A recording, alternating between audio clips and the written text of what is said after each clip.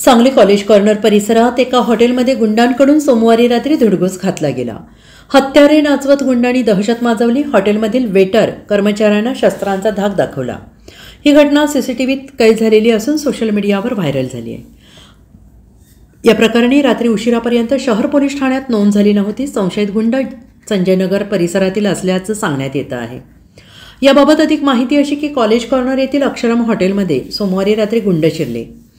त्यांनी बसायला जागा देण्यास सांगितलं, पण आतमध्ये जागा नसल्याने वेटरने हॉलमध्ये बसण्यास सांगितलं आणि त्याचा राग आल्याने गुंडांनी आम्ही कोण हे ओळखत नाहीस असं म्हणत आणि म्हणूनच असं बोलतोयस का असं म्हणत धक्का दिला। त्यानंतर दारू आणि पाण्याची बाटली मागितली। पाण्याच्या बाटलीवरून गुंडांनी पुन्हा वेटरशी वाद घातला आणि त्यानंतर संशयितांनी हत्यार काढून हॉटेलचे नुकसान करण्यास सुरुवात केली। वेटरने लोखंडी शटर बंद करण्याचा प्रयत्न केला असता ते शटर त्यांनी तोडण्याचा प्रयत्न केला। त्यानंतर धारदार शस्त्रे नाचवत धुडगूस घातला। हॉटेलचे काउंटर, फ्रीज, भिंती, टेबलावर शस्त्राने वार करून नुकसान केले। त्यानंतर ते चारचाकीतून निघून गेले। हा सगळा प्रकार सीसीटीव्हीत कैद झालेला आहे। त्याचे चित्रीकरण सोशल मीडियावर व्हायरल झाले। या प्रकाराबाबत पोलिसात तक्रार दाखल झालेली नाही। Bureau report, SBN Marathi, Sangli.